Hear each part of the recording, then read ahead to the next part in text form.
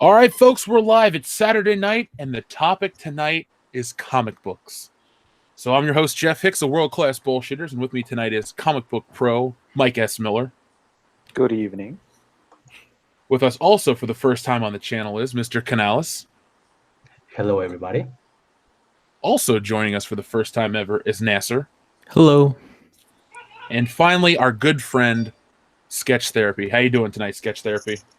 I'm doing all right. I'm doing great. Happy to be here. So it's Saturday. We're going to talk about some comics, have some fun, talk about indie books and Indiegogo and all kinds of stuff like that. So, Sketch Therapy, you set this up, man. Why don't you let the listeners know exactly what they're getting into? Well, what we're going to talk about here is about indie projects, indie comics. We're going to talk about, the difference between what the fan community can do and what a big corporation does. And if we've talked a little bit about how it's been going with Star Wars, right? In the fan film community, we did a show and we saw that there's good inspiration, there's good material out there. Now, if anybody has been into comics, and this is mostly directed at that segment of your audience, you've seen that the stories, they're not that great anymore. The art, it's really not up to par. Nothing is the way it used to be. And we want to show you some options, some alternatives. We have a little bit of sci-fi, a little bit of action, and a little bit of old school hero comics within these projects. And we have a lot of experience here with Mike Miller, who is experienced in doing the Injustice comics books. A lot of you guys may be familiar with them. He did the covers for the Game of Thrones, if I'm not mistaken. Is that correct, Mike? That is correct. And this is a person that has a lot of experience. And we have Mr. Canales. His book was a very successful campaign. It's ended right now, but it was a very successful campaign, and it was more of an action type of comic. It's going to be out real soon. It's a very successful campaign. And then we have our friend Nasser, who's doing a horror comic book, more of a sci-fi feel to it. And I wanted to talk about these three genres within comics and talk about, funding these projects, how it goes, how there are alternatives within the fan community for people that are just sick of the way these things are being politicized. So I want to start with Mike Miller. Mike Miller has his brand is Blacklist Universe. Am I correct? You are correct, sir. Okay, so Blacklist Universe has that name for a particular reason. Sometimes you express yourself, you express that you have, you like certain people, you have certain political leanings, and you get blacklisted. I like everybody.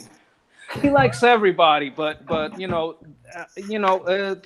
how can I say this? Some people get pushed out, and it's rough, but there are alternatives, and one of the alternatives is making your own thing, and there's a lot of people out there have maybe they wanted to get into movies, wanted to get into comics, wanted to get into all these things, and we're just out here to tell you, not only can you do your own thing, watch these people do it successfully, because they have been doing it successfully, and I want to talk to it a little bit.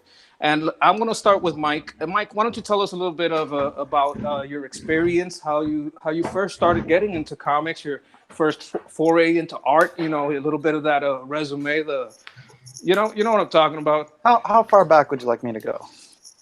Go to the beginning. The beginning. I was born a poor Japanese child. I was born in Hawaii. My older half brother Shogo liked to draw. My mom was an artist as well.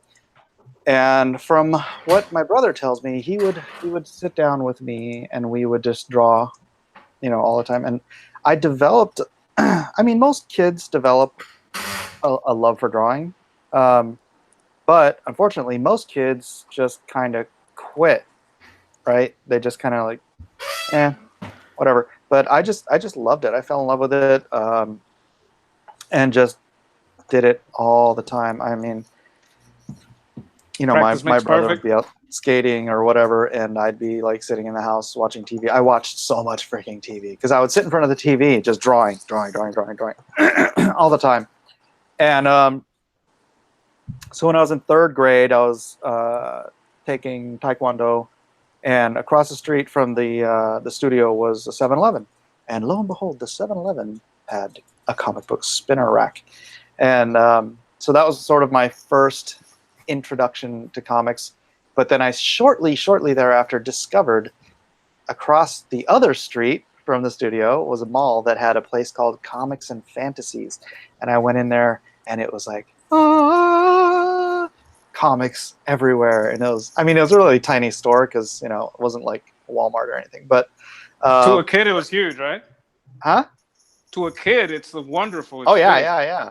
Because I'm in third grade, rack. so what am I, like this tall, and like the comic racks are taller than I, or the bins are taller than I am, and yeah. So I freaking loved it. It was stories and drawings, and I was an artist, so I would just copy that stuff. I'd copy John Byrne stuff. I'd copy Paul Smith. I loved all that stuff, and so yeah, I kind of got out of it, not of my own volition, but I was placed in. I don't know how deep you want to go into this. I was in AP English in 7th grade, and I refused to read Great Expectations, so I failed it. Because I don't know, it was, to me, it looked like it was this big, and I was like, my name is Pip. I'm like, all right, I'm done. So so my dad made me get rid of my comic collection. And yeah, it killed me. And I kind of got a little bit back into it in high school and then in junior college. And then when I was in junior college, it was the early 90s. It was the comic boom. And I heard that Ron Lim was making $30,000 a month. And I'm like, I could draw comic books. So, I wanted to do like movie posters and the other stuff that illustrators of the day were into. Thank God I didn't do that, because now that's all Photoshop, right? Nobody does any illustrated movie posters anymore. But yeah, I took a brown paper bag full of stuff that I'd drawn to WonderCon in Oakland, and showed it around, showed it to an editor at Malibu, and he gave me work. I mean, the short version. That's not really short, and so that was 1992. I've been a professional comic book artist, inker, and writer for 26 long years. Do you have any of that stuff available to see? Which stuff? The stuff I drew? The early stuff that you took to break in with. Oh my gosh. I think it's probably in my garage. I don't know. Oh, okay. One day we could see it. When you started in Malibu, I think you also went into Image, right? I started at Malibu. I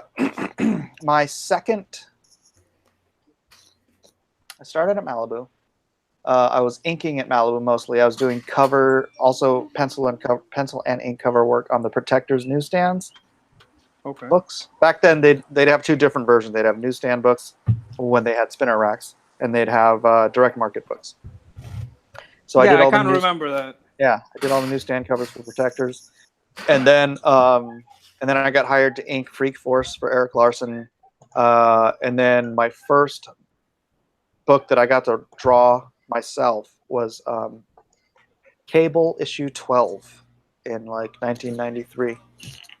And then from Cable, I went to DC. I did Triumph, and then I did a bunch. Can you close the door, please? And then I did a bunch of stuff at Wildstorm, and then just hopscotch, Marvel, DC, Wildstorm, Marvel, DC, Wildstorm. All, still doing stuff for Eric, and yeah. So eventually, I got on to work at the X office. I did a bunch of the second-tier X titles. X-Man, I was a regular on for a while. Mutant X, X-Factor, X-Force, whatever else. And then I got hired, Wolverine. Then I got hired at DC to do Adventures of Superman, which led to me doing JLA. Which did you create any characters over there? Is there any guys that we should or any arts that are familiar? The only character I created was a character called Snow Owl. I co-created with J.M. DeMatteis. Okay. And I don't think they're ever going to do anything with her. So, Although DC did just recently send me a letter, like I think Ethan talked about this, how they send a letter for you to give them over your rights because apparently they didn't really have the legal right or something to it. Oh, interesting. I signed it over because it was just a kind of a throwaway character. I don't Understand. So, whatever. So after JLA, I got blacklisted at DC, and then I went off to do a bunch of independent stuff. I ended up with DeBell Brothers, working with George R. Martin on The Hedge But we're Knight. skipping Injustice, right? That's one of your most renowned No, works. no, dude. That this was is a all lot. JLA? I'm talking about 2000. Okay. That JLA. Oh, I was I'm doing sorry. JLA back in 2000. Yeah. Go on, please. So then I went and I was doing The Hedge Knight with George R. R. Martin, New Spring with Robert Jordan. If any of you guys are fantasy readers, then you'll know these names. And then I launched my own company, Alias, published a whole bunch of books there, folded that up because of some internal conflicts, and then I went back to working at DC, doing DC Universe Online Legends. I'm skipping like 100 books here, but I'm just getting you the highlights. DC Universe Online Legends, and then a few other of the online and licensed books and video game books, which landed me on Injustice. And then Injustice became the #1 digital comic in every market on the world except like 1 or 2 for like 5 years running. And every single time it comes out, it is a New York Times bestseller. So that kind of became my big what I'm most known for. And then also, yeah, the Game of Thrones covers as well. Well, In a they were nutshell. beautiful.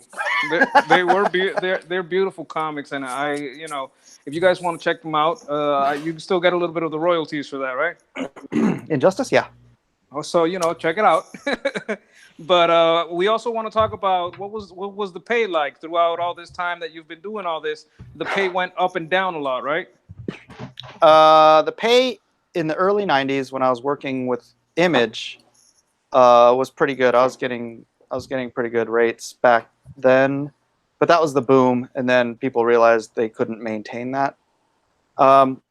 Honestly, the rate I had when I left JLA in 2000 is literally only $20 less than I was getting on Injustice. That's Okay. an 18-year spread with a $20 raise. Oh my God. Yeah. So So don't get I'm into this guessing business to be rich. No, but we have a little contrast here because you have a book that's coming out where when you're independent and you have a little bit more control, you also have a little bit more of an income and how you use it, right? How's this campaign going? How are things looking? I am over $54,000. I got a little more than a day to go. Lone Star Heart of a Hero, LoneStarComic.com if you guys want to check it out in the chat. And yeah, it's overwhelming because I'm gonna be able to pay off all my debts that I've accrued. That's wonderful. That's a good thing. This first book, right? And then so when I do the second one, if I get even a similar amount, then yeah, it'll be like, can you close the door, please, Isaac? Close the door and lock it this time. So yeah, just the fact that we have this new avenue of Indiegogo and reaching our fans directly and building our fan base through subscriptions and people coming in and talking. That's how I met all you guys. And you build this community where you build a free way of trust that goes both ways, right? So I produce things, you guys give me feedback, and it becomes more familial. It's like an immediate contact with this fan base rather than sitting in my dungeon, chained to my drawing board, drawing things, sending it to some company and then the only time I get feedback is like if I read something in the letters page, 9 months later. This is just this fantastic feedback loop of creativity and just seeing people. I'll I'll have videos of me working on stuff and just seeing people's reactions. It's a brave new world, and I love it. I love it, and the rewards are unbelievable. So I'm very thankful. No, I'm guessing in comparison, it must be just great. And there's also this thing about also keeping your creative control, and you can go as bloody or as tame as you want. You can be as you can go anywhere you want with this. And my suggestions aren't ignored. No. I'm a writer. And no one. I only ever got to write one thing like paid. Well, two things if you include I was hired to do an Injustice 2 pitch for the game. I haven't gotten it's under NDA, so I haven't gotten the right to say what it. I wanted to freaking read it. Because it's a great freaking story. It would have made a great story. But if you read it, it would probably look a lot of writers look bad. You don't want to go there. I understand. Right. But so that, and then this one other thing I wrote for DC. But it's like I would make suggestions to my writer on Injustice, throwing them out at the editor as well, and they would just go completely ignored. And then I had one time I asked the writer, I was like, hey, did you see that email that I sent about this interaction between Superman and Batman? And he literally got back to me and he's like, yeah, I ignored you because you were right. I'm like, okay, that's how it's going to be. I'm not going to bother anymore. But I'm such a creative person. I mean, I've got all this stuff written, and it's just been sitting there waiting for me to birth Blacklist Universe. So that's a wonderful thing. That's a wonderful thing. Beginning of a big thing that's going to happen. So. And the other thing about having creative control and having your IP is that this is just the start. Now, a lot of your fans are really excited about this Godsword project that you got coming up. And Mr. Canales, he did some work, but he might have 4 or 5 different ideas for his own universes that he wants to create in his mind, and the same for Nasser. And Jeff, you yourself will probably, enter enter these waters, go into all this, making your own comic. It's not yet. No, probably. I have a launch date. I'm not going to tell anybody until it gets a little closer, but it's this month. So I just want to get the fans out there used to the idea that comics are a good thing, and it's gonna be great. It's gonna be wonderful for everybody. And, hey Jeff, if you need help, I got like 1,500 subs. I can help you out. You can come over to my show. And I'll blow you up, buddy. I'm gonna take this thing everywhere. We've been talking about the Harrison Ford concept for like a year on the podcast, and so many people are interested in it. So I looked into the legalities of parody and stuff like that, and I'm all ready to go. So it's going to be big. Right on. Now I want to talk to Mr. Canales for a second. Mr. Canales has done some work with Zach, and as I understand it, this project was funded through Patreon, and then it was launched. Am I correct in this? Yes, that's correct. It was all the money I got for drawing this beautiful thing that is Ironsides. I got it thanks to Zach's super chat and Patreon donors. So yeah, I basically owe him my whole art career, at least my modern art career. Now, when we're talking about Zach, we're talking about this man that's also known as Diversity in Comics. He's a person that was, like you and me, a customer, but he didn't like what was going on. He knew he had some talent. He knew he had some skill. And they kept telling him, if you could do something better, do it. If you could do something better, do it. And he basically did it. He went for it. He was a reviewer, an honest reviewer.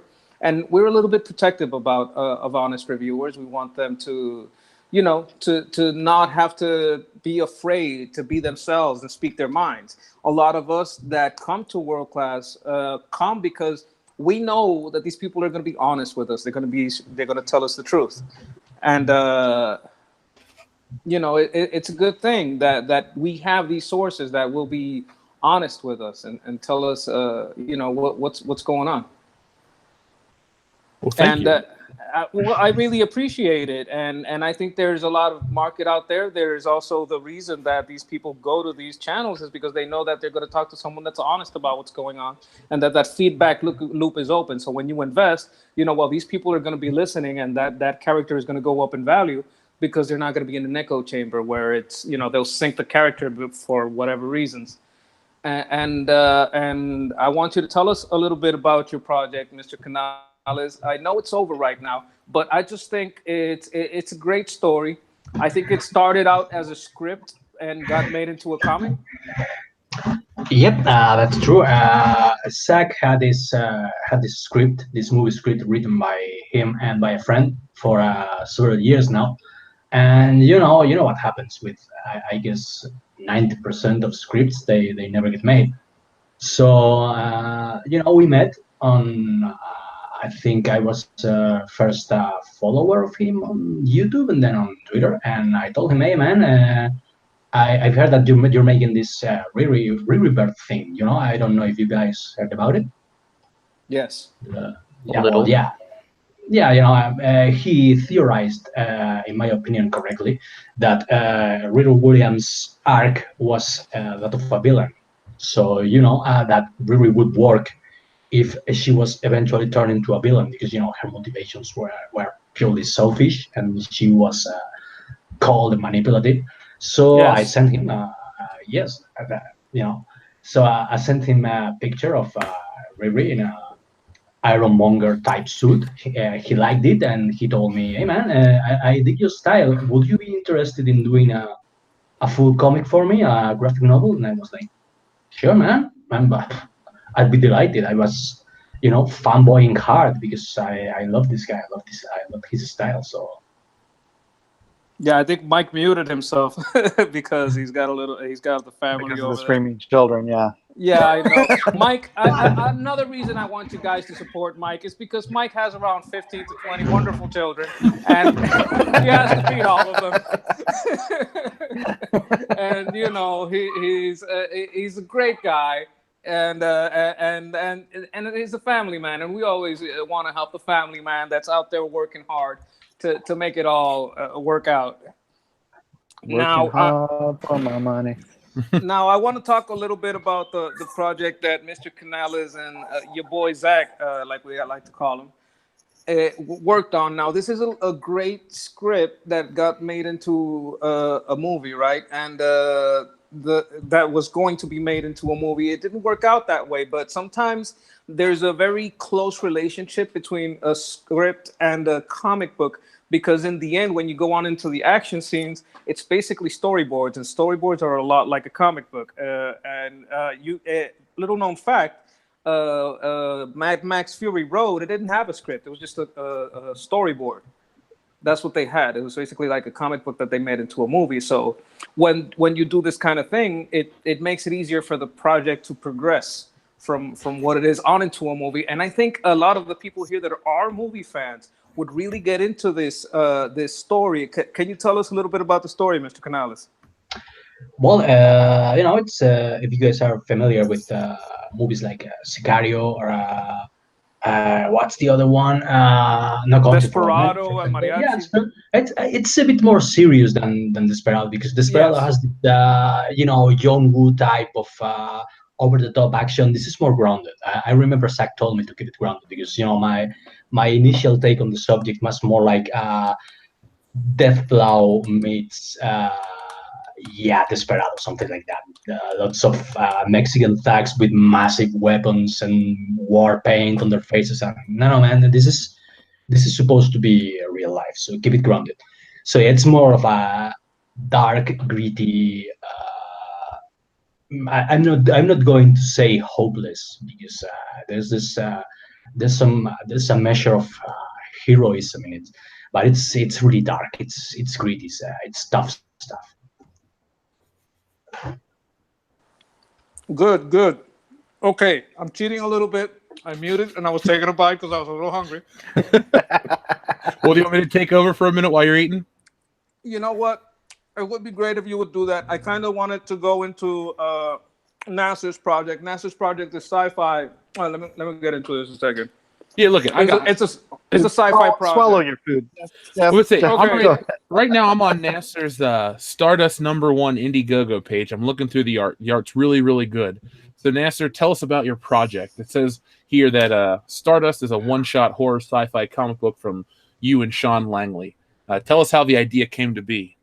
It's probably like 4 months ago, and this is my first comic, but I've written like 300 of them, and I was just wanting to get one made already because I've just written so many, and I wanted to test the waters with the one shot. So I was just like, Sean, what do you feel like drawing? And he told me aliens, and we both like horror, so I just kind of mixed in aliens with some different horror stuff that we both like, and that's how the story came to be. I'm just looking at the stuff. He does a really, really good job. I like the Swamp Thing-esque creature. And now this is all done on paper, right? This isn't digital. This is all Yeah, this is all traditional. He's a really good storyteller too. There's a lot of you feel like a sense of dread, and there's a lot of movement too. I wish I could screen share it. Hold on, I'll screen share this because everyone's like, "What are you talking about?" It sounds like. So here we go. So what were some of the inspirations for this story while I'm screen sharing? Well, for the art, he's a big Lovecraft fan. I can't say that I am, even though I don't dislike Lovecraft. I'm just not that big on him. But he took a very Lovecraftian influence in his art, and we both love Bernie Wrightson. So definitely, I was trying to write something that would have kind of those Bernie Wrightson creepy vibes. And he's a big Wrightson fan too. Those were probably our biggest influences on the book. I'm a big Bernie Wrightson fan too. It was sad when he died. He died what, 2 years ago? A year ago? I think it was a year ago. I think because there's this. Yeah, it wasn't that long ago. I saw it at a con a couple of years ago. Yeah, his stuff. Oh man, his Frankenstein stuff. It's excellent. All of his stuff was great. I'm a member of the Facebook page where they post stuff about him every single day. That's one of my favorite things to do on Facebook. I got a real nice hardcover that has like all his creepy stuff reprinted in it.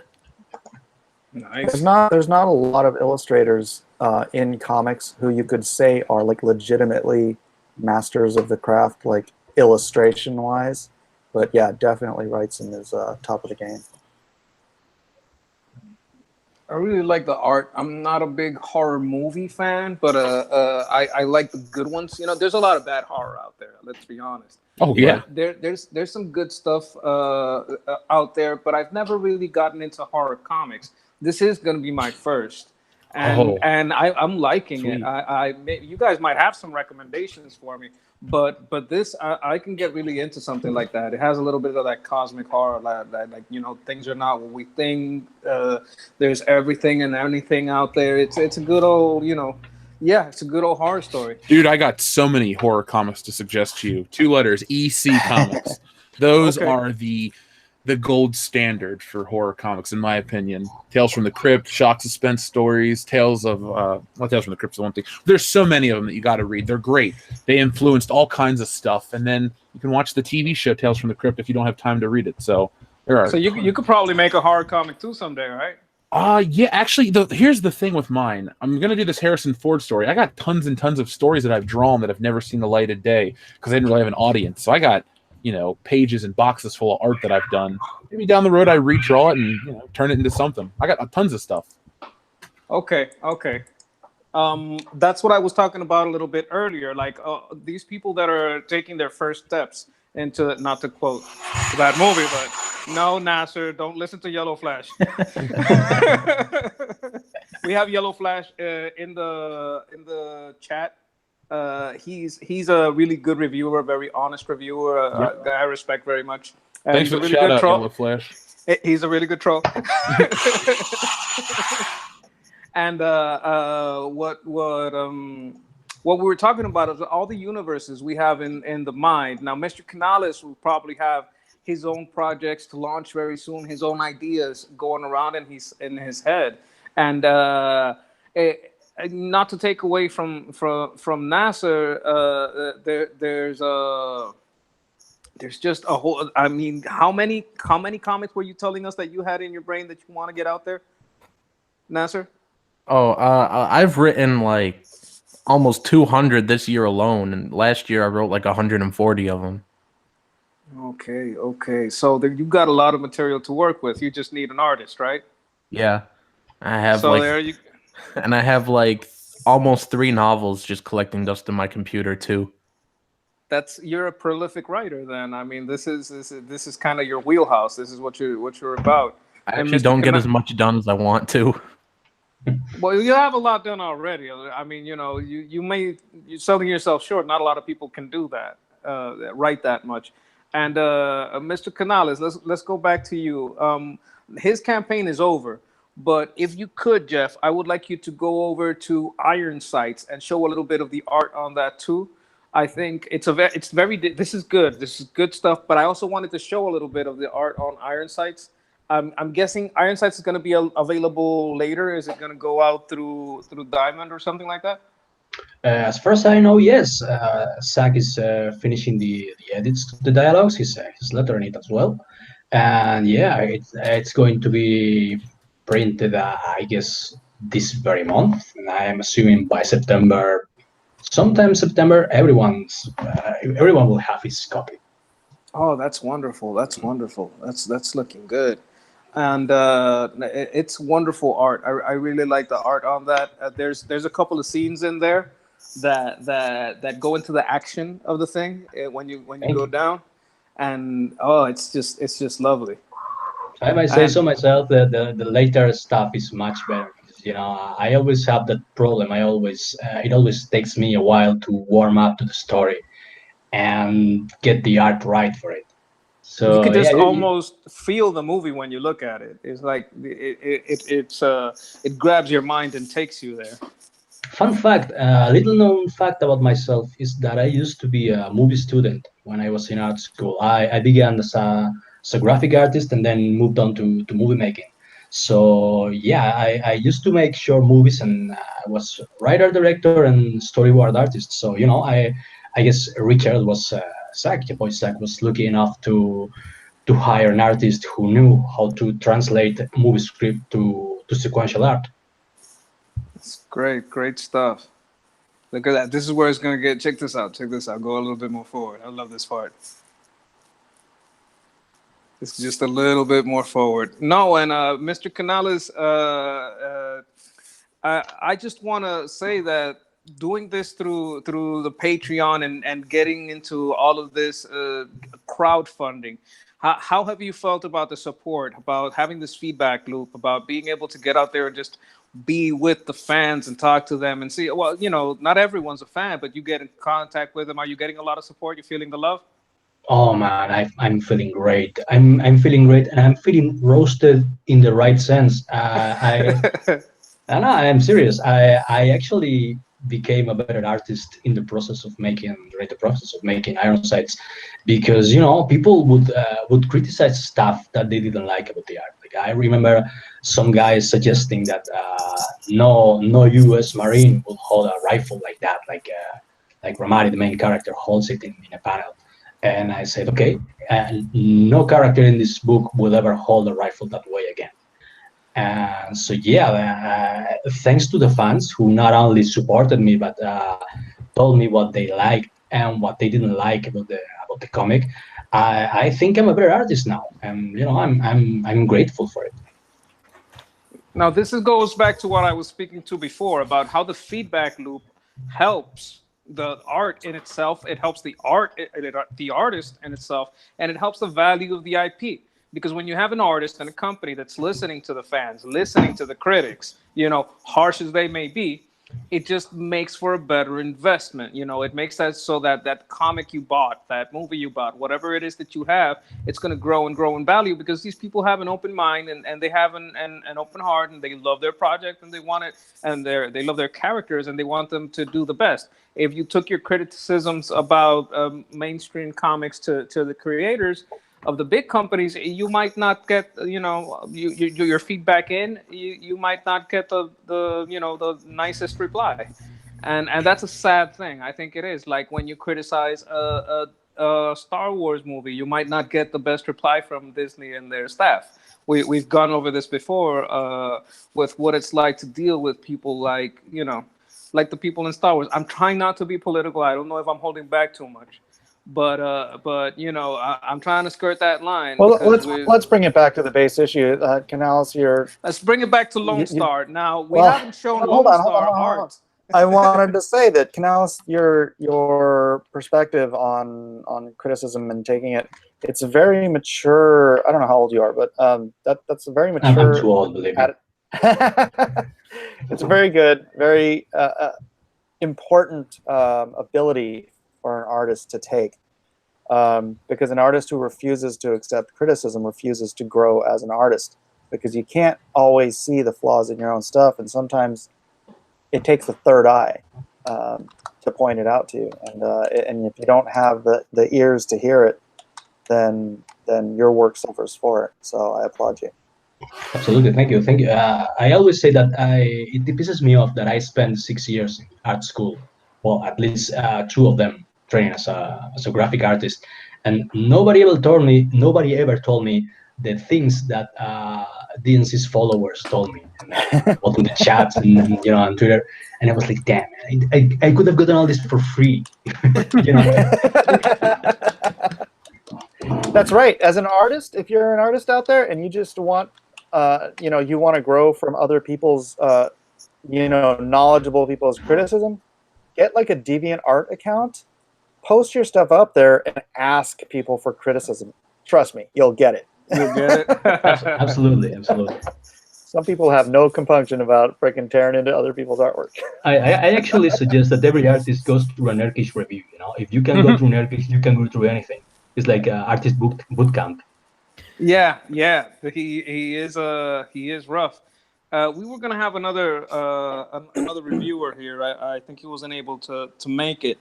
But reviewers are very important to the process, and that goes to what I've talked to before with Jeff. Jeff, we've talked about how to me basically the trinity of the consumer is like you have the consumer who buys, you have the critic who protects the wallet of the consumer because movies are expensive. Sometimes comics are expensive, and you don't want to buy 5 or 10 Marvel, DC comics and then be like, oh, this story was not so good. You understand what I'm saying? So what we have here in the indie side is we have a pure version of that, where you know you're going to be heard. If you find the honest reviewers, they're going to protect your pocket, and that this IP is going to hold value, because the further you go down the line, the more, the more that concerns will be heard, if there are, and the more the story will be shaped. Because sometimes it's like, oh, you could do this with the story, or you could go that, and you might be like, you know what, that's a good idea. I hadn't thought of that, or that kind of thing. And speaking of that, I want to talk also about Lone Star, because we haven't gotten into the story of Lone Star or into a little bit of the, the art and the history of the character and all that. So maybe Jeff could help me out here and find the Lone Star Indiegogo. Already ahead of you, man. But before we do, we got a few super chats that rolled in, and these people have been I'm sorry. patient. So, no, you don't have to apologize.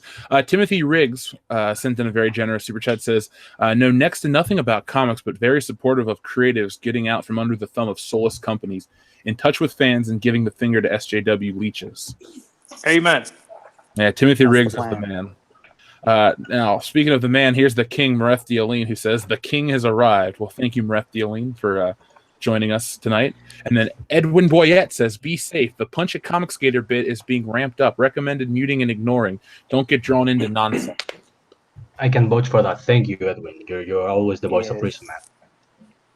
That is true. My That response is true. to my response to these trolls is to always point them to the website whatiscomicsgate.com. Yeah, you guys should check and that not out. necessarily for their purpose, but just for the fans or the people that are reading and that are just hearing this ridiculous vitriolic bullcrap about who we are. I'm the worst white supremacist ever because I'm Japanese, but it's a good primer on the core foundations of what this entire structure is based upon. So whatiscomicsgate.com. And actually, I touched on something in there. I wrote the original article, as I say. Something that you touched on, Rod, was or sketch. Yeah, you can call me Rod. It's okay. Yeah. Comicsgate is an alliance of comic book fans, critics, and creators who have found common cause in standing up against what they see as a hard push by social justice warriors into their hobby.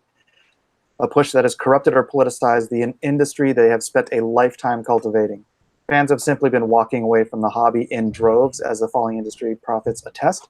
Critics entertain those disgruntled fans through social media and YouTube channels, giving shape to a movement that has been years, if not decades, in the making.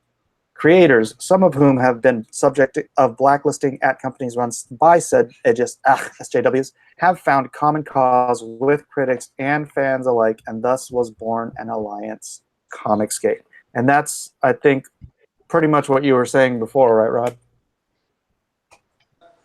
That's exactly what I was saying. I mean, it's that trinity between the customer, the reviewer, and the creator, right? If Right. that can be maintained honestly, it makes for a good product. It makes for longevity. Yeah. It raises the makes for value. It leads Yeah. to better. It leads to great movies, because that's the way it was before. And the movies that we're watching now weren't written now. When was Infinity Gauntlet? And this isn't even Infinity 1980. Gauntlet. This is Thanos Quest. That's what we've seen. Yeah, that book's what, 91 or 2? That's George Perez that drew it. That's a long time ago. And a lot of the stories Really? All the way in 91? Yeah, Around I there. think it might be even 90. Was it? It's Infinity War is not the movie, the comic book the movie was adapted. It was Infinity Gauntlet, right? No, that's Thanos Quest. We saw Thanos Quest. In Infinity Gauntlet, it starts with him with the gauntlet on his hands. No, that's Infinity. Yeah, Infinity Gauntlet. Yeah, and then he snaps his fingers and then does And then all. he snaps, and that's, what we got at the end of Infinity War was the first 3 or 4 pages of Infinity Gauntlet. Well, Infinity Gauntlet's from July through December of 91. So we haven't even gotten to that. These stories that you guys love, they're not what they're writing now. Now we have I'm part of almost all of it is from the 80s. Yeah. Almost every epic major storyline in all of the films is from the 80s. well, there's a reason for that, Mike. They were better back Because then. that's right. I mean, I wasn't even born until the end of the 80s, and all my favorite comics come from the 80s, especially like Kraven's Last Hunt, the Dark Phoenix Saga, all that crap is the best. X-Men, best in the 80s, Spider-Man, Right. all that stuff. That's So right. God Loves, Man Kills, Yep. Days of Future Past. These are great storylines. Does And anyone it remember also- Mojo Daredevil, Mayhem right? here? Excuse me, Mr. Canales? No, I was saying, does anyone remember Mojo Mayhem here? Mojo? You mean like Mojo? Yeah, I remember Mojo. The muffin guy from the parallel dimension.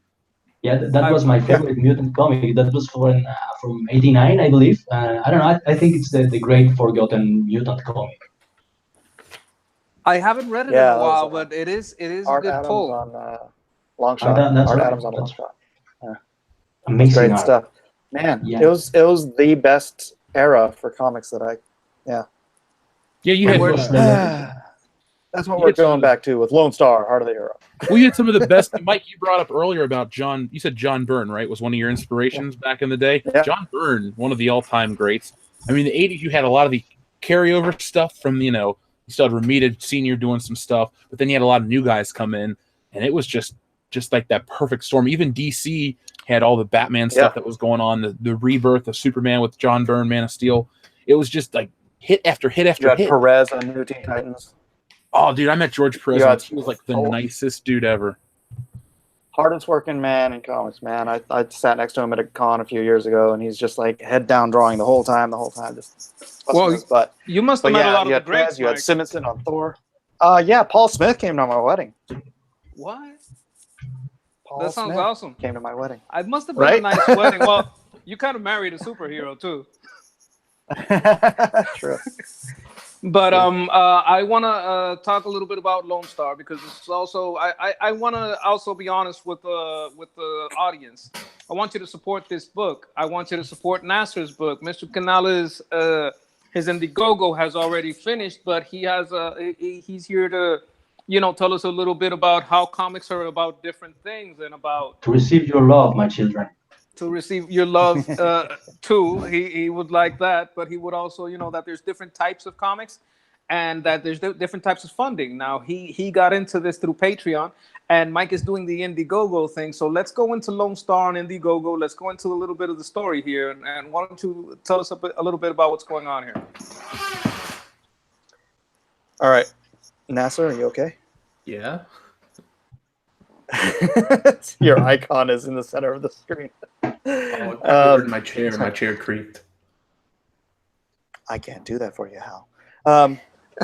Yeah, so Lone Star, it's basically sort of a Captain America meets Supernatural. Lone Star was a World War II Navy Air Corps pilot, top of his game, leader of a squadron. They went over in order to take down the German Übermensch called the Iron Cross. The Iron Cross was aiding Hitler in an absolute takeover of all of Europe. This is a history that was rewritten for the history books after Lone Star and his squadron were all killed taking down the Iron Cross. Now, Lone Star was marked as killed, but he was mortally wounded and given the opportunity to undergo a treatment that could give him powers beyond that of your average dude. So he was given this powers. He's regenerative. He is about as strong as a human being can get. He can bench press about 1,200 pounds. The world record is 1,100 pounds, so I give him a little extra. And he has the ability to sense fear. But rather than a predator who would use that ability to take down prey, he uses that ability to aid the innocent. So the process that he underwent was not just for grins. It was the beginning of a corps of elite soldiers called the Unknown Soldiers, and they were formed in order to fight the creepy crawlies of the world and the things that go bump in the night, the vampires, the ghouls, the werewolves, whatever it is. It's like in Supernatural how they'll see a report of something strange and then go investigate it. These guys are set up shop in different locations in the world, and there's always 6 of them. But what it ends up being is they are stationed and await actionable intel. So Lone Star, because of the tragedies of his youth, his mother was raped and his brother was murdered while he was sent off to go fetch the sheriff, came back and everything was done. He has this ingrained, innate, and unalienable need to use his powers and his gifts in the aid Now, of I have the a quick question innocent. coming from a super chat. Mr. Timothy Riggs says, these are not Twilight Twinkly faux vampires, right? Full-on vampires or evil bloodsuckers that must be destroyed at all costs? Well, what we're talking they about already here. killed all the twinkly ones, so Good. those are all gone Excellent. now. Excellent. That's Timothy Riggs. These- Thanks for the question. These are the evil bloodsuckers that must be killed. Yes. And you were telling me that since when there's no vampires around to kill, he doesn't like to sit around and twiddle his thumbs. He gets stir crazy. He's got to do something, and he knows that there's evil out there, and he goes out there and tries to do something about it, right?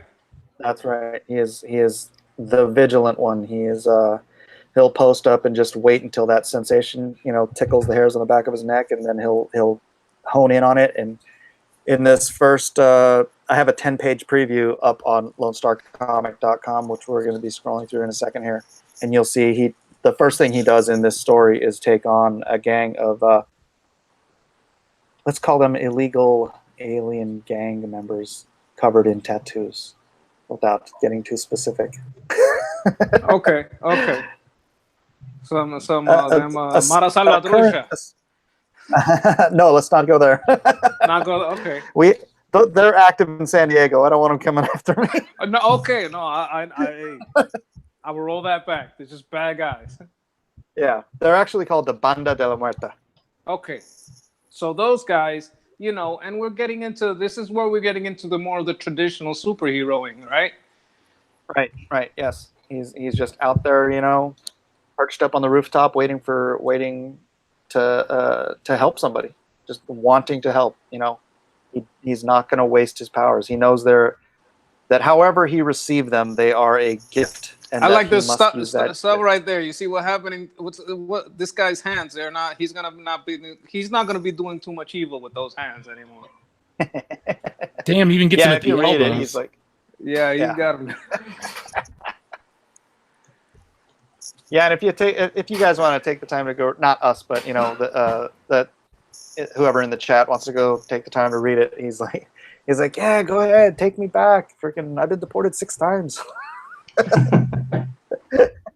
I'll be back by Christmas.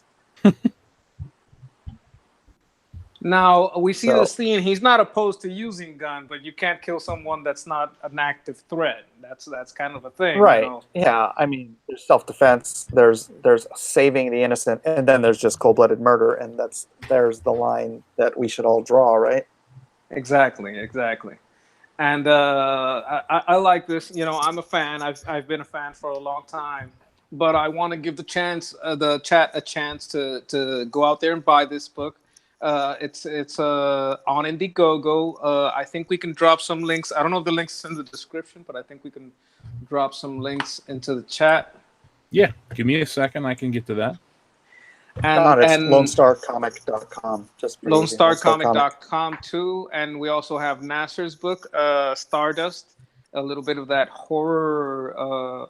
Now, you know, we're gonna get into the last part of the show, and then here this is a movie crowd, and we could talk a little bit about movies. What's your favorite movies? What comic book movies you like, and a little bit of that, and we can relax a little bit.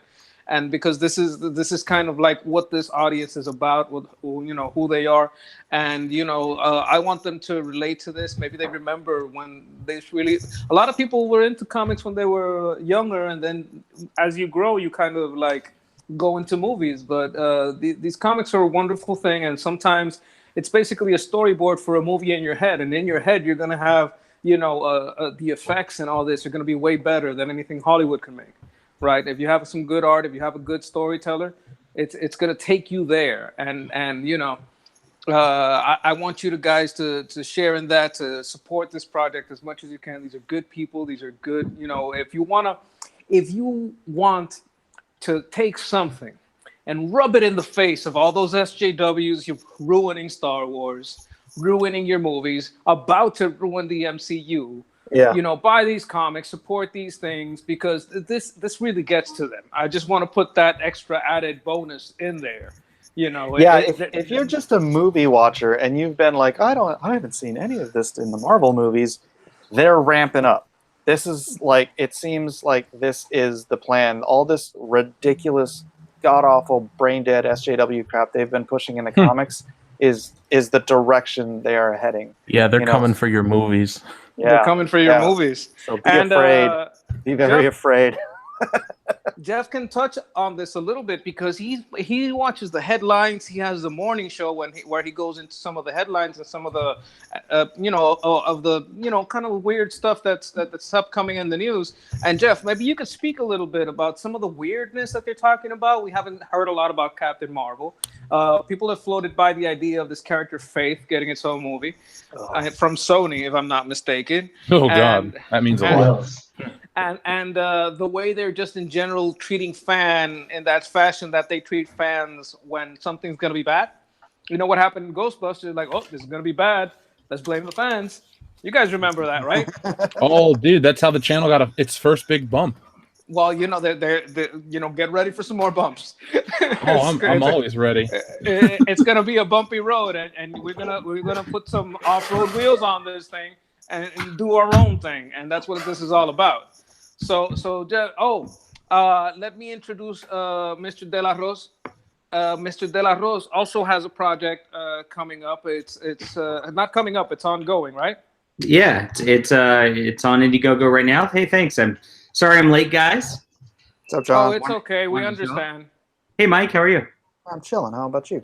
I can't complain. Just hanging out with my kids. I got one day left. That's it. That's it. Yeah, Wow. it's I know. the final it's the final hours for the Lone Star campaign. So that's really important if you that you get it as soon as you can, because you're not going to have this opportunity later. This is a special print. This is a special run. You're not gonna. It's one of the. If you know anything about collectible comics, you know that once a print run is done, it's done. Everything else is gonna be another version. So that's another thing I want to put out there, and I want to talk a little bit about Mr. De La Rose. We haven't introduced him. We were expecting him. We wanted him here with us. He's a writer, and he's going into this comic book thing. But I'm gonna open the floor to him. John, introduce yourself. Tell us a little bit about your project. Sure. I'm primarily known as a sci-fi writer. If you guys aren't familiar with me, I've got a best-selling steampunk series on Amazon, which my new steampunk book in that series is actually coming out next week. And on Indiegogo, as far as comics go, I've got Flying Sparks. It's the story of a hero and villain in love. I'm told now, Timothy Lim came up with a way better pitch than I had before, like a Mr. and Mrs. Smith with a Superman vibe, but for all ages. And that's, I think that's a way better pitch than I've been giving anybody else so far. So if you like that kind of concept, if you like that movie, if you like sort of the positive aspects of superheroes where it used to be more idealistic and less dark, if you like the old school sort of like romantic drama where people get together and it complicates their lives, they have real character development, unlike, you know, a lot of the modern stuff, this is the book for you. So go check it out. That's Character good. That's development. good. Can't you just focus on their identity politics? Oh, it also has a strong female lead, and it's got minority creators. Yeah. Racist. Yes. De La Rose, that means from the rice, because we the Latinos, we love the rice, and you know, From the rice. That's we put it Japanese. in the family. we do love the rice. You know, there's a lot of love. I just But, realized I'm probably the whitest guy in this hangout, and I'm not even an American. Which is, No, but you're Hispanic. You know, Hispanoamerica. You know.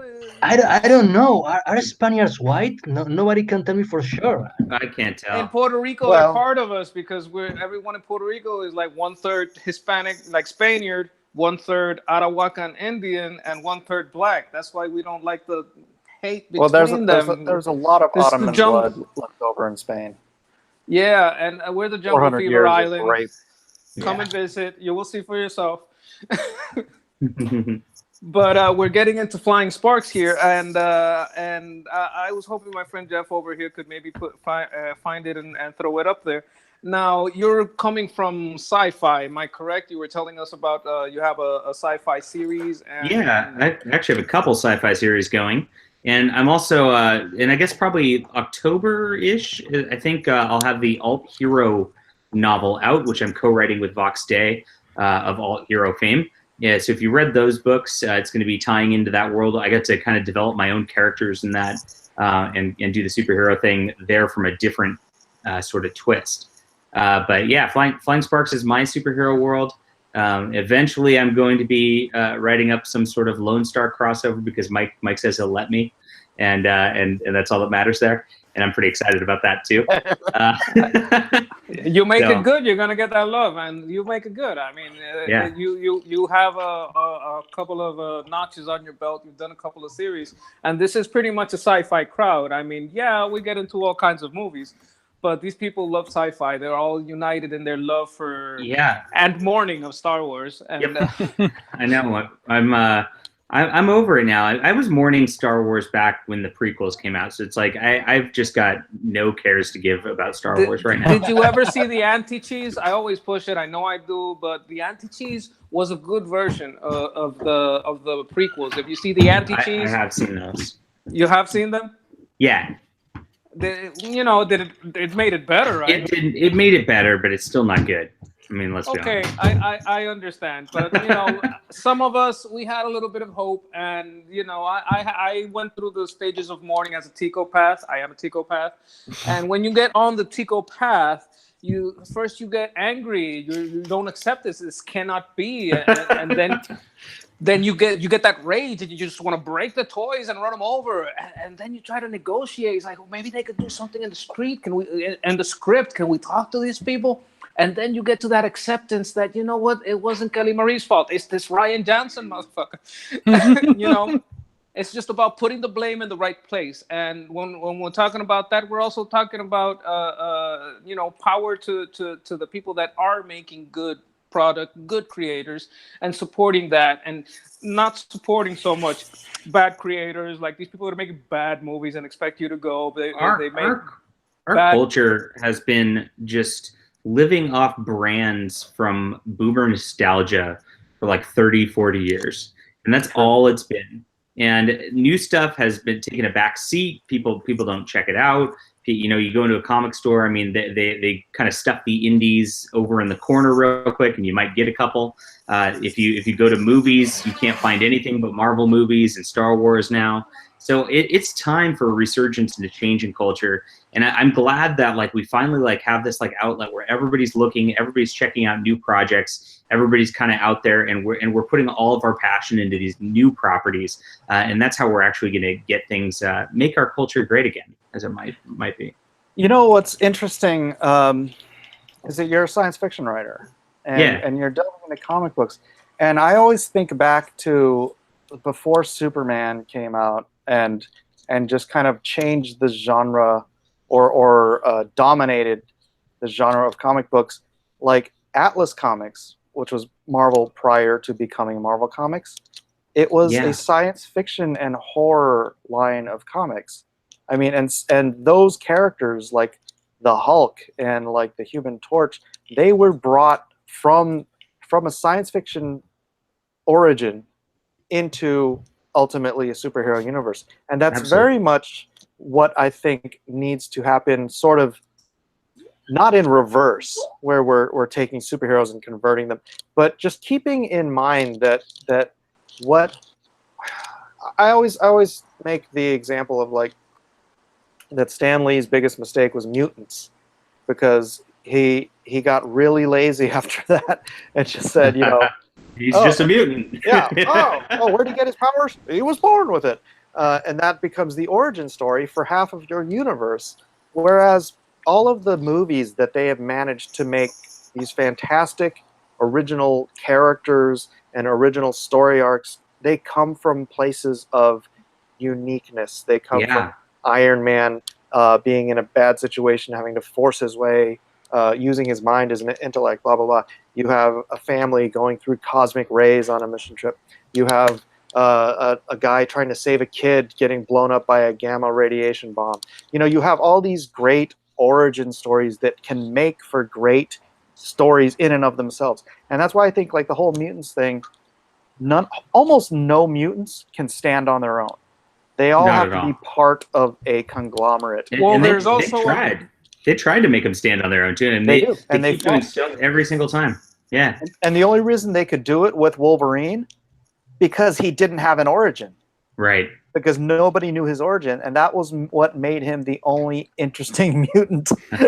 Well, there's also a very clear delineation in DC, because there was an era in DC where everything was sort of magic, and then it does this sci-fi shift where it's more science, experiments, it's this kind of thing, it's aliens, it's this kind of thing that brings the powers. It gives a much, you know, it gives a little bit of more backstory, a little bit more character into what makes the hero who he is. Yep.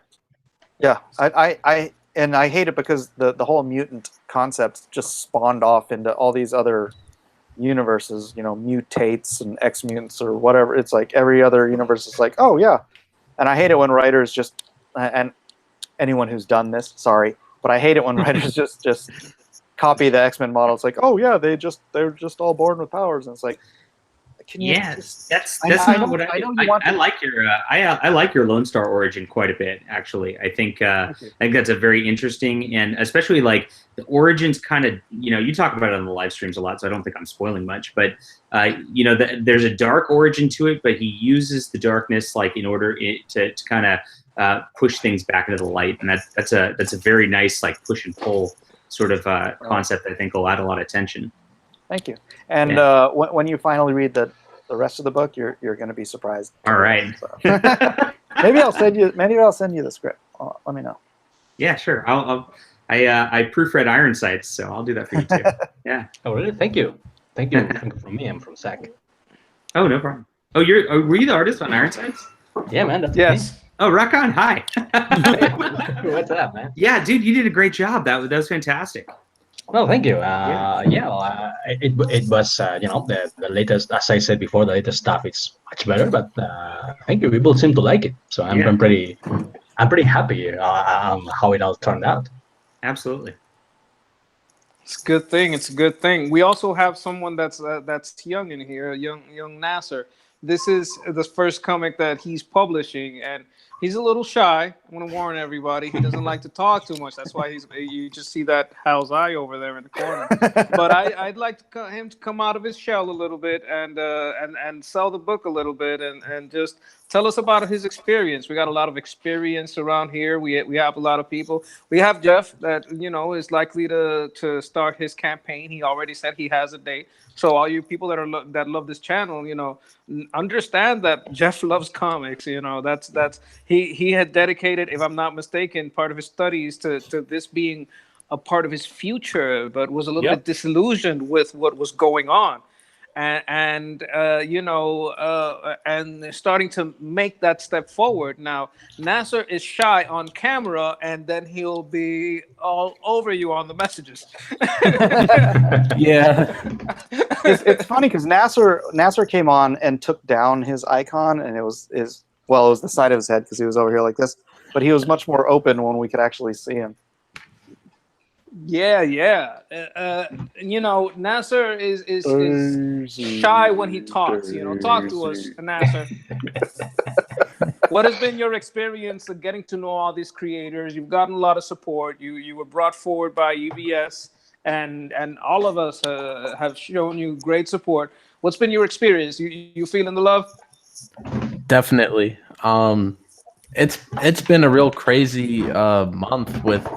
I've met like so many different people lately, and my Twitter has blown up. I'll wake up to 15 notifications, and half of it is robot memes because before I got this mic, I used to use my headphones, and people would tell me they would hear all sorts of vacuum cleaner noises. So that's why we have that joke now. That I'm a robot. We used to say that about one of the bullshitters that they said you're going robo on us. Beep boop, beep pop. We do when it happened to that's Kendo, yes. And we just made Nasser a robot. We said that he was AI, that he was becoming self-aware because he was becoming funny.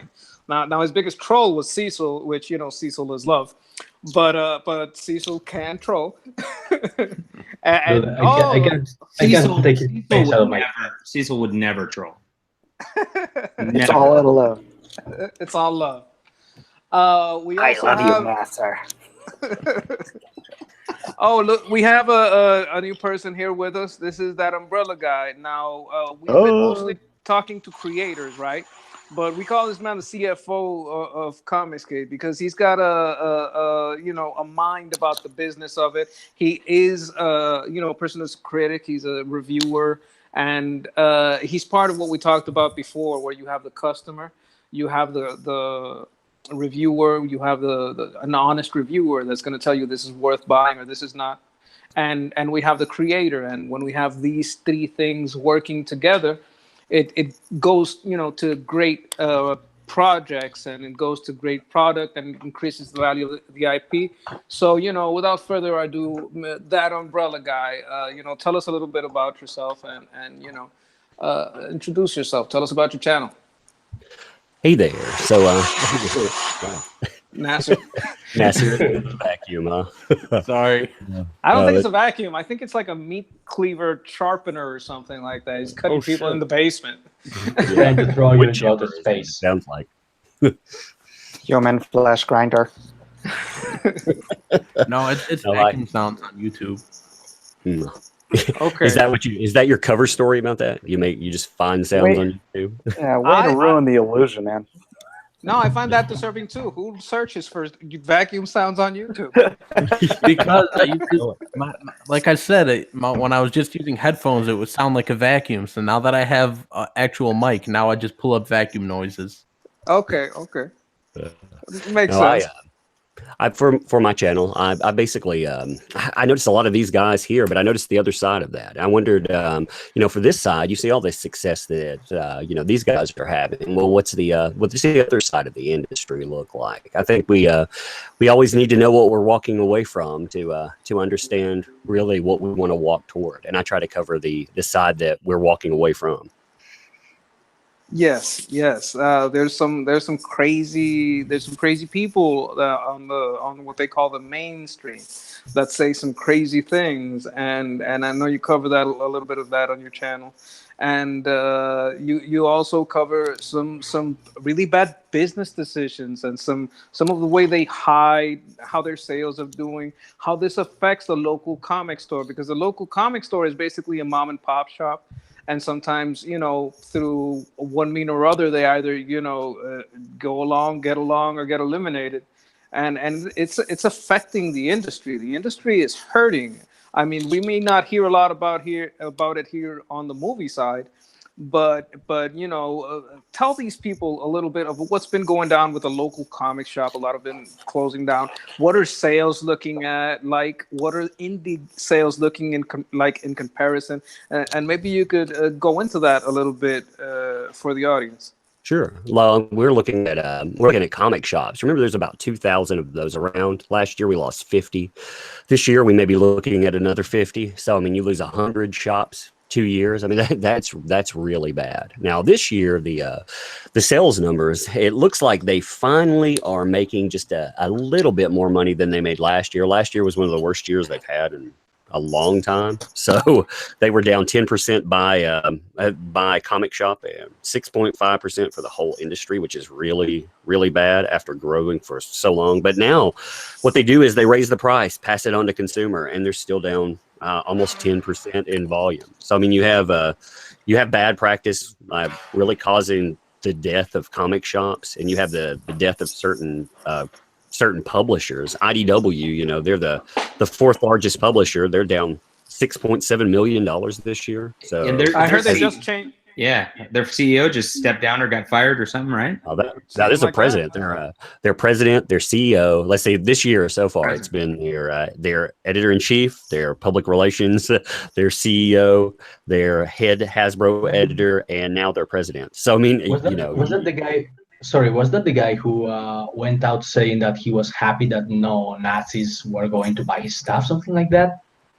No, I don't haven't think heard- Ted said that. I haven't heard anything. But now there was the editor in chief came out and said there was a bunch of blowback from an Aubrey Sitterson, who basically said that people who weren't in New York and talked about 9/11. They were basically posers, is what he was saying. And the editor in chief, the former one, was saying, "Hey, we believed in that guy. We defended him." And the people who were saying that, the customers basically that had a problem with that, well, they were all a bunch of idiots. So it shows you the mindset there.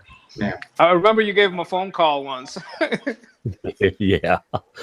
It's they're not receptive very much, but the companies they work with, like Hasbro, they actually have Transformers, or did have. They're going to end up losing it looks like, but Transformers, G.I. Joe, those places are very receptive to what we're saying about this stuff, because we're the people who buy stuff from them, and Hasbro understands. Yeah, it's when you get. I've been thinking about this a lot, and you see this in comics publishing, sci-fi publishing. I actually talked to an agent. I'm not going to disclose the name, but I was talking to him via Twitter PM, and this guy followed me, and he's like a big time agent who represents some big authors in the science fiction stuff. And I'm like, well, do you want to look at my next book? And he's like, well, no. And I'm like, I'm selling thousands of copies. What do you mean no? He's like, well, I don't want to sell my soul though to sell books. I'm like, your job is literally to sell books. Like that is your entire job. If I'm selling thousands of copies, we can work together and really grow this. If you can get me like into traditional bookstores and all that. And the guy just refused. And it's all on the grounds of identity and identity politics, and it's very bizarre. And so you see these companies. I just don't understand how you can. I'm scrolling through IDW right now. They've got the X-Files, Teenage Mutant Ninja Turtles, Transformers, Star Trek. How do you fail with all those properties? Well, and the It quality takes some work. Yeah. Yeah, it does. It takes a lot. You're right. I mean, it is a question. And, in 2016, that question was, we can't fail. Now, by 2018, in 2 years, they camouflaged some of the loss too. They basically raised like $10.5 million on hand, so they dilute stock. But I mean, if you put everything together with debt and everything, they've lost something like almost $20 million in 2 years. Like, how do you do that? And I also see a parallel with the Star Wars toys. I mean, there was a video. I think it was immediately demonetized or something like that. Am I right about this, Jeff? Oh, the one I just put out? Yes. Well, YouTube has it in for all the videos I do now. All of them get instantly demonetized, and it's kind of a hassle. But talking about Hasbro, I've been contacted by people from Hasbro. I can't obviously give out names and stuff either, but they know about the stuff we talk about, and they're really they don't want to lose the money they do with producing the Star Wars toys, because these places put out, they pay a licensing fee and then they make money off of the back of it. I can't imagine the comics they'd want to lose money on that either. It's just whoever's in charge is making bad decisions across the board. And I'm wondering who's making those decisions, because I've known the IDW guys before they started IDW. They used to be the creative services department at Wildstorm. So I worked with them, probably any individual editors at Wildstorm. The funny thing is, the most leftist one of them quit or was bought out or whatever, like years ago. Chris Aprisco is like, he's still a friend of mine. He's literally like a bought and sold freaking socialist. Like fly the hammer and sickle and everything. So it's just weird that this little cabal of guys is so far left that they can't see straight, and they can't. It's the same argument I always have about. Gosh dang it, I feel like I repeat myself so much because I say this all the time. But they can't see, because they can't see that anyone who would disagree with their worldview is anything other than evil, stupid, or crazy. Then they completely disregard anything we have to say, anything any solutions to problems that we might have, because they think we're either evil, crazy, or stupid. And because of that, they're incapable of understanding like the problems that we bring to them, and because they can't see the problems, they can't understand the problems, they sure as hell can't fix the problems. They won't listen to the feedback because they think it's evil. That's right. If I may chime in, I can tell you as a former leftist, I was, as pretty much every Spanish young man, I was a leftist, full-blown Marxist, up until recently. The very first lesson of being a leftist is you're right and everyone else is evil. Right. You are, it's a completely. I say that the communists are pretty much like Nazis in the sense that they are the superior ideology. It's like cultish. It's like a cult. Exactly. The Nazis believe. Intellectually, it excuses you from ever having to consider anything they have to say. Exactly. The only kind of people that wouldn't agree with you are the bad people. Because you worry about the minorities, you worry about the workers, you worry about poverty and injustice and all that. So unless they don't agree, because if they don't agree, then they don't matter. I mean, it doesn't matter if they're a woman. If they don't agree, it doesn't matter. They need to have Khmer Rouge on their ass. Yeah, exactly. Nobody killed more workers than Stalin. Right. They don't really care about the workers. They care about their ideology. Well, I don't know. Mao did a pretty good job. Well, that's also yeah. Well, the strangest. Go ahead. Sir. No, I was going to say the strangest thing about all of these people is they act like comic consumers. That's all you do. It's not, it's like our occupation. Like some of us are in business. Some of us we're all over the place. So if we're giving out free advice, many of us are giving out free advice that, we would charge money for otherwise. We come from all different venues, and we want to see comic books succeed. At the end of the day, we're trying to tell them, hey, give us a reason to buy. Let us help you out. We understand you're making bad decisions. Your own numbers say that. And they're in denial about it because, like you said, the wrong people are telling them this stuff, and it's absurd. It is. It's disappointing at the end of it all, because like Rod said earlier, I had every desire to be doing what Mike does, and just this recent wave of pushback, shitting on the consumers' bad stories, has just pushed me out of that market altogether. So that's why I support Lone Star and Cyberfrog and all that stuff to hope that they get the idea and get it straight and change it. That's what I wanted to change. You know, I love Spider-Man. I don't like not buying the book anymore. It's weird. I have huge holes in my collection. It just has to be done right now. Pick them up secondhand or something like that. Got to, make a point to these people.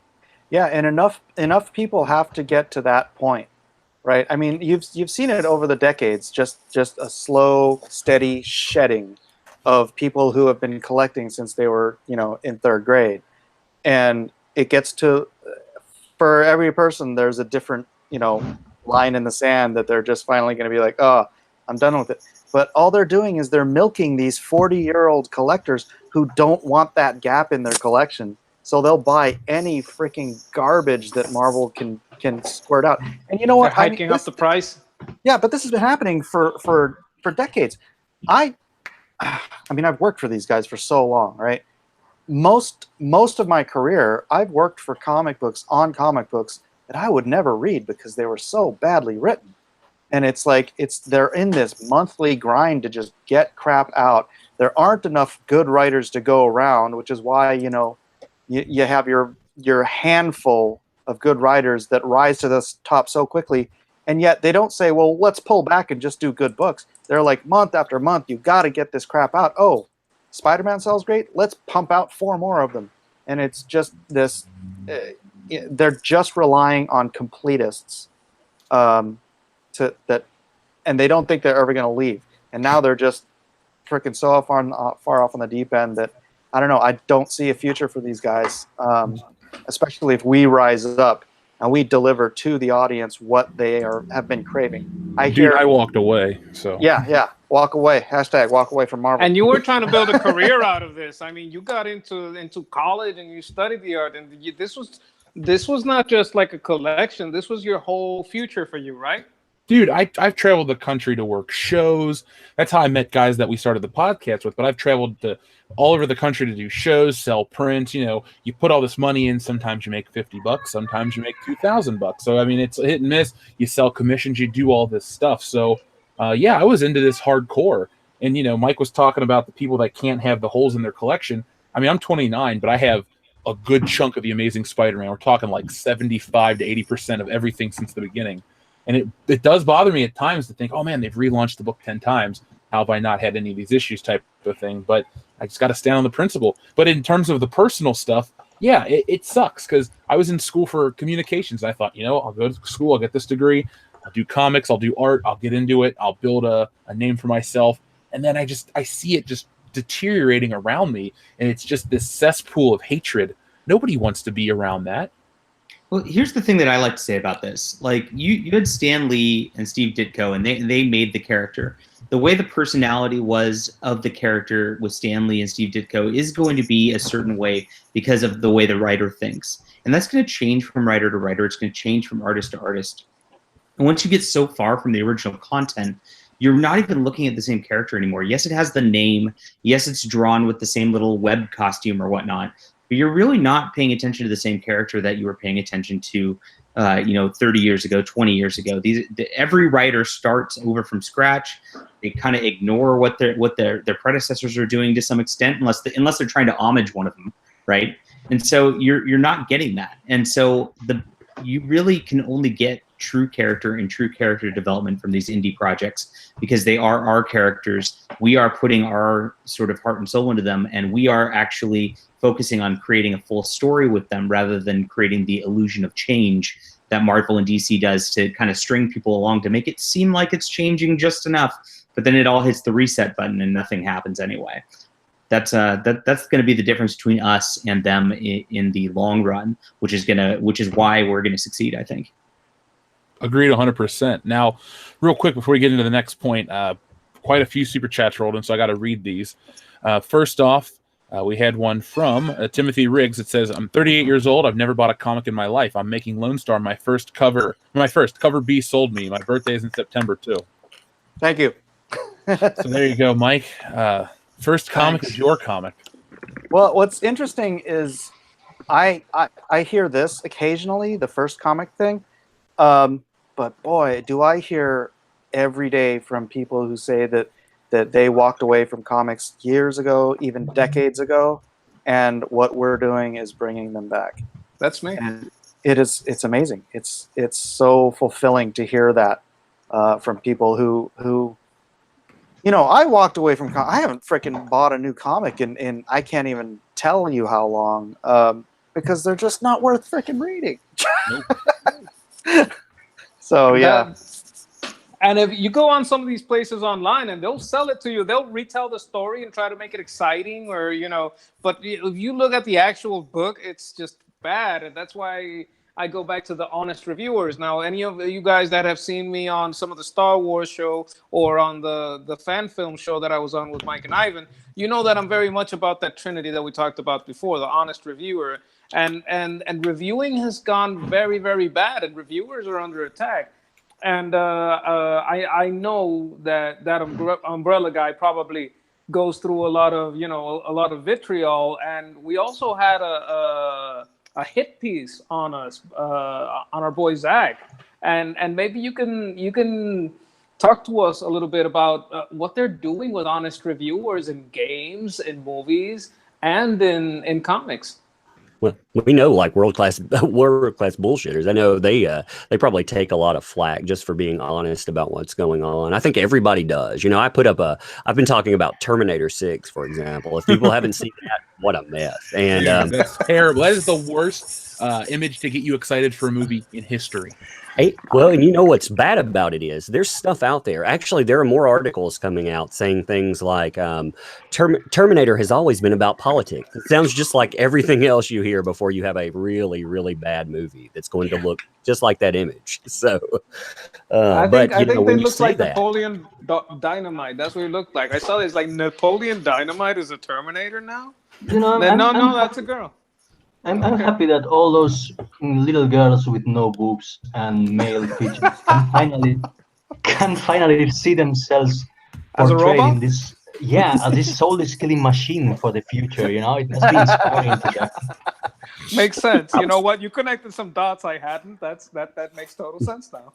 Yeah, what's funny about that? It's always been about politics thing they try to use on comic books is they always go to the same Green Lantern, Green Arrow story. It's like you can pick one story out of the 70s and then say the comic books have always been about politics. The thing is, I'm not against politics in comics. I mean, I think it's a good thing that you can talk about serious issues. The thing is, this is not politics. This is propaganda. They're taking, this is purely DNC propaganda. And I don't mean diversity in comics. I mean that Democratic Party. But this is purely Marxist propaganda. When you see like Batman, for example, everybody can think about Batman. Do you imagine Batman talking about Sean Hannity, for example? And yet, recently we had Batman in a conversation bring up Sean Hannity, of all things. Now that's not Batman. That's not the symbol that I grew up with. They talk about how politics has always been there. Politics can be a message that can, again, it's not politics. It's more of a message on what somebody thinks about society, but also the betterment of self. And they lose that in, that Sean Hannity sucks, basically. That's not how I remember comics being, or that's not really how they should be. Yeah, I'm just waiting for some SJW Batman writer to make Bruce Wayne decide that it's not right that he has all this money and that he should give away all of his toys to... Don't give him any ideas, Mike. That's going to be like next month. They talk about this 100-issue arc that they were working on, that, the wedding was whatever of it. That's how it ends. Batman gives up everything and walks away. They hate marriage. I'm telling you, they hate marriage. Gives his batarangs to the poor. They do. They really do hate marriage. And as since I'm kind of writing a romance book, I almost feel compelled that I have to put a marriage in there and stick to it. I haven't done it yet. I mean, I'm dragging this out because I'm trying to make a long-term, sort of ongoing book.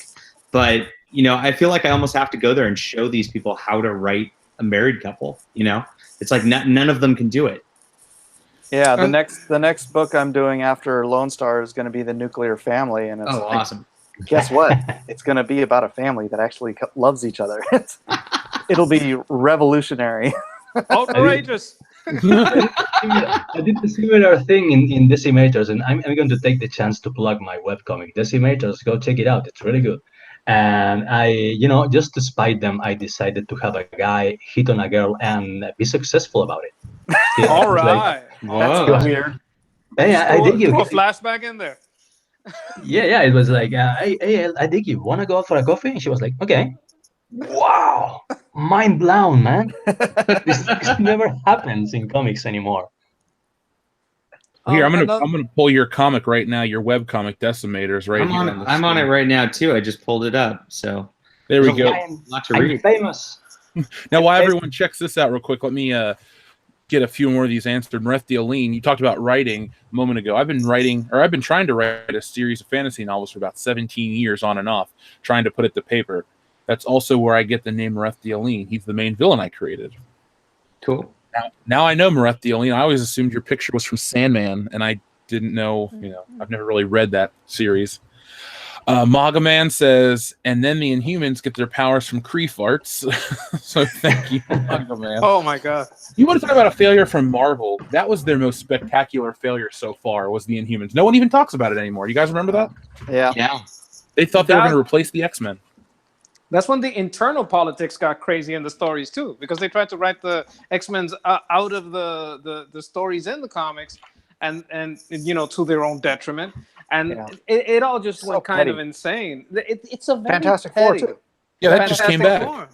That just came back, but it just came back when they bought the rights back to some of these characters, and they just seem like very petty people, post-profit people. You don't put post-profit people in charge of your business. That doesn't make sense. Well, I believe that's all Ike Perlmutter, because the two guys that run Marvel are Ike Perlmutter and Kevin Feige. And, Okay. Perlmutter's been around for a long time. You can look into him. I'm not going to get into a history lesson here on the stream because I don't want to kill the Okay. flow of it, but he's involved with some politics stuff right now. I think it was not the New Yorker. Somebody put out an article about him. He's like some phantom. He's got some position within the government or something, like unofficially. It's weird. It's a weird story. Yeah, he's a buddy of Trump's. Yeah. Well, my thing about it is all these millionaires, right, that speak all these things. Oh, we should do this and we need to do that. They have the money to get some land and pool and split their resources with their like-minded friends however they want. Who is stopping them? No one. This is America. Pool and split your resources however you want. No, but you want my right to speech. You want my right to property. And people they're going to push back. They want the right to say, this movie sucks. They want the right to say this comic sucks. And they don't want the people that are watching out for their wallet to be persecuted. Well, speaking of persecution, Eric Kennedy says Kathleen Kennedy sucks. Said we share a surname. So Eric, That's- I'm sorry in this modern era that you have to share a surname with her. How's your Ed- mom doing, anyways? Oh, burn. That's cold. Edwin Boyette says the vacuum cleaner sound is funny, but not when someone is being introduced. Use it judiciously. The rookie critic says, I love film. Comics didn't interest me until EVS. Mitch and Mike convinced me that they are worth my time. If I like the three I backed, I will definitely buy more. I would love to turn these into films. That's, rookie critic, that's my entire plan with my my story. So There's a few stories in that head, right? I'm guessing because you've been thinking about making a comic. I have tons and tons of ideas, but this Harrison Ford parody story is the one that I'm going to push hardcore. I think with our audience and stuff, we can get it out there to enough people to where it garners interest. No, parody yeah. does good. I'm hearing a lot of traction on Rainbow Brute. Yeah, ours is gonna. We're gonna get it done before the Rainbow Brute launch, so people can support everything and they're not, competing with each other. So that's why I picked the date I picked. But yeah, movies are the future of all this stuff. I hope everyone here gets their stuff adapted into film, and you guys can live like Todd McFarlane. Let's see, Colonel Comics. But for a lefty like me, it's a comfy cesspool in terms of the comic industry. Colonel Comics away. Chapter Master Dante, thank you very much for your very generous super chat. Aha! Propaganda is the secret word. Oh, secret That's a word. Pee-wee reference, right? Yeah, secret. The word of the day. You know what you do? You scream real loud. I used to watch that show. Bikini 90 he just says, evening, everyone. Well, evening to you, Bikini 90. Thank you very much for joining us for another stream. Party Om Civvy says, you guys hear that Tim Pool has officially realized he's lost his love for Star Wars? Boys, we might need to have a new ally. Glory to the Phantom Menace. I don't know who Tim Pool is. Do you guys know who that is? He's a right wing YouTube commentator. Oh, okay. Cool. Yeah. I do the way this channel goes. I barely have any time for YouTube for enjoyment. We And then understand. I've been And then- finding that myself. Dude, you'll know. It's like, hey, I just spent 9 hours putting this video together. Then I got to go somewhere, and then I got to be on air for 4 hours tonight. Get up in the morning and do it all over again. So Yeah, everybody always asks me like, did you see this movie or this TV show? I'm like, you think when I have 2 hours, I'm not spending it writing? You know, that's what I'm doing. So yeah, it's once you get into this game, if you take it seriously, I think that's the lesson for everybody. I mean, you can take it hobby wise, but once you start to take it as a business, you just don't have time for anything else. It's a 24/7 game of promotion and working. So Hey, yeah. Can I get this super chat? Yeah. Who should play Lone Star, and who would direct it? Well, I would want George Miller to direct it ooh, because I love George Miller. Not James Gunn. No. Let me think about that. Although, speaking of James Gunn, I would love Chris Pratt to play it. Chris Oh, Pratt yeah. to play it. Chris Pratt as Lone Star would be great. Yeah. I so- think we missed one from David Applegate. That name looks familiar. I think yeah. we've talked before. You've spoken to David. He's from Down Under. He says, my book, The Boyhood of Cade, Book 1, The Empire of Elves, is a sci-fi series on Amazon. Rock on. David, you make sure you go post that over on World Class Bullshitters Facebook page so people can check that out. And find Thanks the for link right dropping now. in, Dave. Good to see you. Is George Miller a commie? Oh, I don't know. Ishiro Finney says, "Commie George Miller." George Miller. That would break my heart, man. He's probably a leftist, but he's too liberal to survive in current Hollywood atmosphere. Yeah. Yeah. He's a classical liberal. That's Yeah, I mean the bad guys in the Road Warrior were all gay. You can't do that anymore. Whoa. Dude, they were all gay. You can't tell me they were not. I did not see it from that perspective, but Lord Humongous? maybe on rewatch. Yeah. Weren't a lot of Humongous. girls there. Again, it's a buff guy with a BDSM thing on his chest, and all his minions are like these really buff guys. Jay And- Ishiro says he's seriously a communist. So yeah, so he's that's a serious dude. So that's a bummer. All right, I'll have to reconsider. You win some, you lose Although, some. dude, Yeah, but you had Fury you were Road talking was about so Road Warrior. You have that guy Wes in the Road Warrior, that's wearing black chaps. That has another guy riding on it with a BDSM theme. Oh, yeah. I would say he's probably definitely. and he gets Humongous gets all upset when his little boyfriend gets killed. Yeah, man. That's You know- coded gay. Yeah, I think it's called.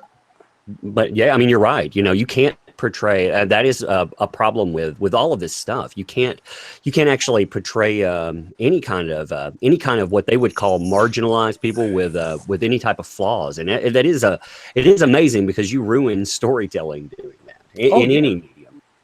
Well, I was watching. I know this is a weird connector, but I was watching Third Rock from the Sun, and they had a whole joke about they went to a gay bar and they assumed that the girl was a dude, and they built this relationship. And once the guy found out that Sally was actually a woman, they broke up. That kind of joke wouldn't go today, which is sad because it was genuinely funny. I laughed my ass off about that whole episode. I thought it was great. Yeah, But no, they'd be worried about offending 3 people on Twitter, so they won't do it. yeah, that show was so fantastic. It's They have on no Amazon. sense of humor. I'm gorgeous. Yeah. Oh man, it's so weird to watch Dexter though and see him become serious and stern and a serial killer. It was alarming. He's a good actor though. Yeah. Timothy Riggs also said George Miller doesn't make an issue out of his politics really, unlike a lot of Hollywood. Unless you hear it from him, don't let it push you away. So thank you, Timothy Riggs, for that super chat. It's not like I'm gonna get George Miller to do Lone Star. Hey, dream big, man. You Hey, never sorry, know. George. Hey, nope. No, but he's got a couple of years on him too, right? Hey, if you would have told me a month ago that it was going to be in the top 10 selling graphic novels of the month, I would have laughed, And there I am. It's a good thing.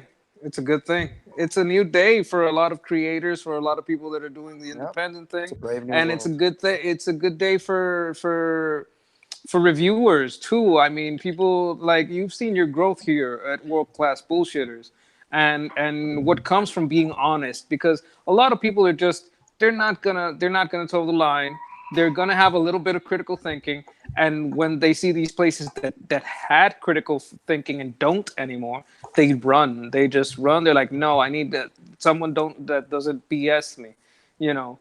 Well, I think And we scared a lot of the John Campias and Collider people straight. You know, they know that people can see through their bullshit, and they're basically just advertising for movie studios. well, that's what I see in the essence of the name. Is like, okay, you're trying to bullshit people, but you can't bullshit a bullshitter, and we're world class bullshitters. Exactly, you get it. Plus, the name's really catchy too, because Yeah. I'll tell people like I don't really go on out in public and go, "Oh, I'm a YouTuber. I do this and that," because I'm not trying to really gain attention. I kind of like just to do my own thing privately. But if people ask, I tell them what I do, and the guys are like, "What's the channel called?" I'm like, "World Class Bullshitters," and they all laugh and they get it and they remember it because it's to me it's a catchy name. Everyone can be like, "Oh, okay." I It's remember not like that. it's not like Nintendo Gamer 4387_XY jabroni or something. No, It's dude. straight to the point. Mine used to just be Mike Miller, and then I had people like, "Oh man, I subbed to 5 different Mike Millers before I found your channel." yeah, you gotta have something catchy in there. I'm gonna probably change my name like Cecil did, because I don't know. Sketch therapy is I don't know.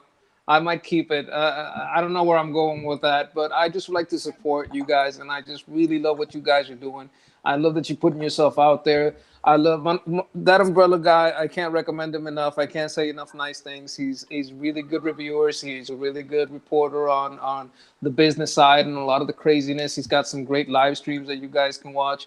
And Nasser, he's quiet. He's a little bit robotic, but he's a good guy. We're gonna make him into a real boy one day.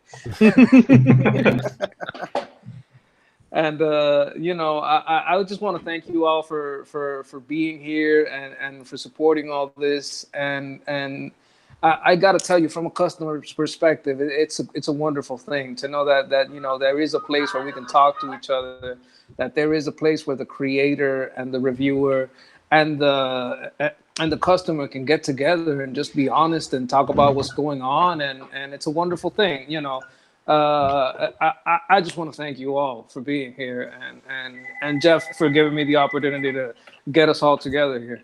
Dude, I want to thank you. You're like the biggest supporter of this channel. I mean, you've gone out of your way almost every day to get stuff working on the channel, and I appreciate that. I mean, not only do you help us out on Patreon, you've set up this, you've set up other things, you've gotten really involved in the EU discussions. Last week's fan film thing was excellent. I mean, we've had a lot of good content come out because of you, and also because of you, I've got to interact with Mike and Mr. Canales and everyone else here tonight. So to me, this is just a nice way to expand this community. Maybe we started with Star Wars, but we're also into comics and this and that. And there's just a lot of people out there that can find there's something for everybody here on the channel. And I'm just happy to get the word out about all these independent projects to hope that we can change comic books as a whole. No more garbage. No more garbage. And then on to the movies. Exactly. Believe me, I'm critiquing these movie critics all the time. I can see their bullshit. You guys get your stuff out there and made, and then we'll all have movies made of that, and we can, help even out the ship, if you will. Yeah. Real quick though, before we close it out, Maga Man sent in a super chat, says, "Jeff, you need to make a superhero called the Muffler." I can do that. I mean, sure. I could anything you guys want. We could do a Muff related comic book down the road. That'd be cool. I got shipping and handling after the Harrison Ford one, and now I'm open. So there we go. And then Todd Rector, thank you very much. Hey guys, this is Logan Michael 69. A friend put a new name on my account for some reason, so I'll be named this for 3 months. Well, Todd Rector, I'm just going to call you Logan Michael because I remembered the icon. Thank you very much, Logan Michael. And I'm glad you found this stream as well. I hope everything's cool with your neck of Michael Myers. So do you guys want to, starting with you, Mike, one more time. Hold on. The Rookie Critic sent in a big super chat. For all of you, if you had the chance to turn your comic or idea into a movie, which studio would you want to produce it? Would you prefer to make it an animated show or a film? You're awesome, Jeffy. First off, the Rookie Critic, thank you very much for that compliment. We'll start with you, Mike. And Mike, you said you wanted Chris Pratt and George Miller to direct, correct? I would for a live action show. I would love to see it as like not You know that G.I. Joe, the recent cartoon, like the super well animated one? Kind of like doing a G.I. Joe cartoon like that. Okay. That would be sick. I would love that. Mr. Canales, what about you? I know you work with our boy Zach on stuff, but if you had the control, what would you like to see? Well, if we're talking Ironsides, I think what's the name of the guy? Taylor Sheridan, I think. The guy who wrote Hell and High Water. I don't know if you guys saw that movie. That's a good movie. That's a great movie, man. It's a modern western. I think that guy would be perfect for this project. And if we're talking decimators, I'd like I don't know, maybe Hulu or Netflix or something like that, make it into a web series or something, and have I think the team behind Preacher or maybe Future Man do it. I think they got the tone right. What about you, John? What about your project or dream adaptation of one of your pieces of work? I'm not sure. Well, if Brian Johnson? I was doing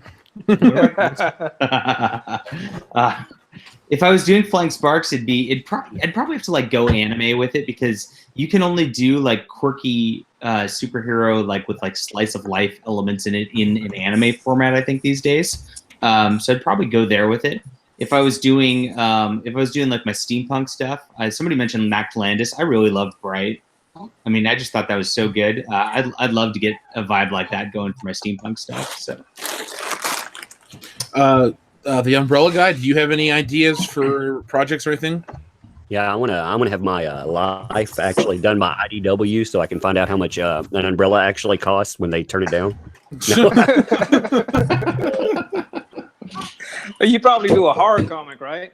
Yeah.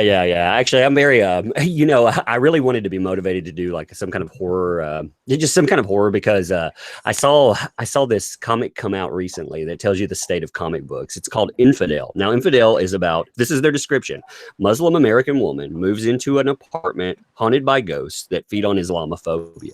And it just keeps, I mean, if you think that sounds woke, man, you're in for a treat. So yeah. Sounds like something. Yeah, it's bad. It's crazy. Hollywood. Yeah, something. Yeah, well, Hollywood bought that 6-figure deal. They went out and they said, that's what we need right there. So yeah, we definitely need to return to horror. Unbelievable.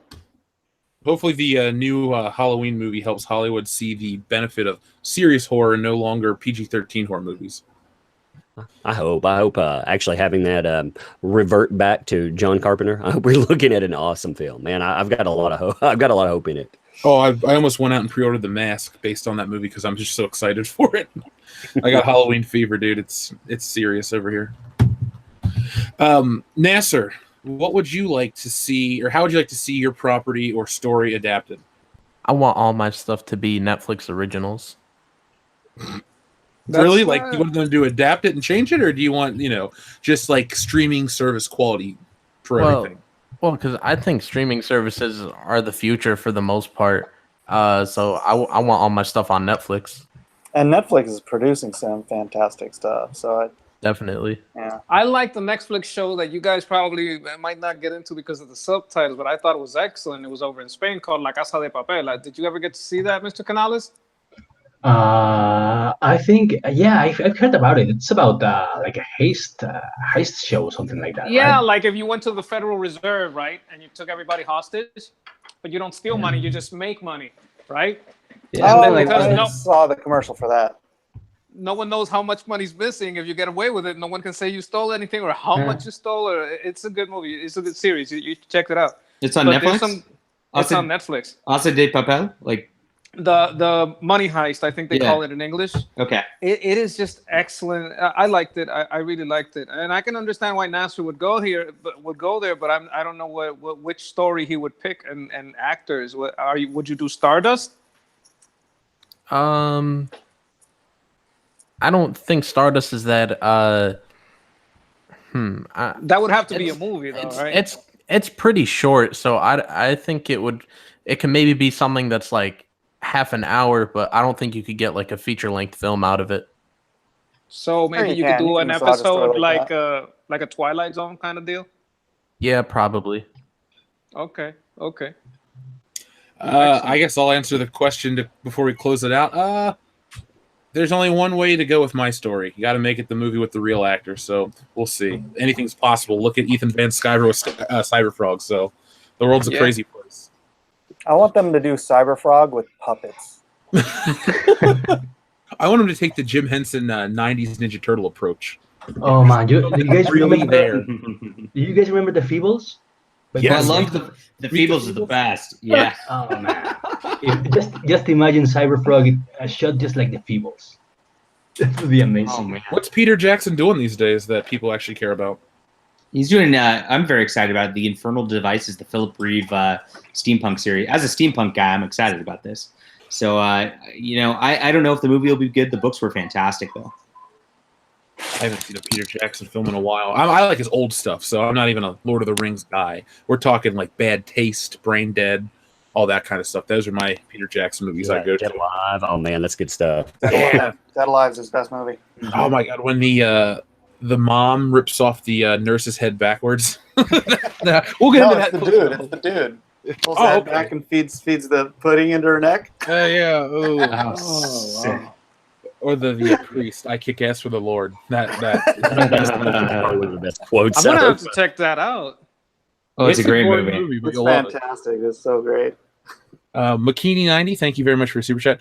Who knows? Maybe we can get DreamWorks animation team behind the She-Ra to adapt one of your comics on Netflix. LOL. Oh God. Kill me first. Kill me We- first. We can dream. We can dream. Someday. So, does anyone have anything else they'd like to say before we close this out? I guess we should let everyone tell you guys out there listening where they can find their projects. So, Mike. My book is very easy to find. LoneStarComicSingular.com. Lone Star Comics will take you to a comic book website. But LoneStarComic.com. Please go check it out. Watch the commercial.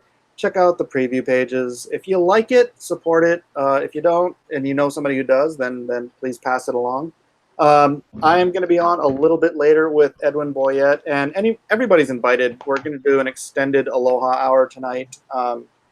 So yeah, anyone who wants to come on, you guys are all invited. We'll just be talking comics and talking culture and what we usually do. Aloha Hour is just a very chill, relaxed time every night, and It's almost like a radio show.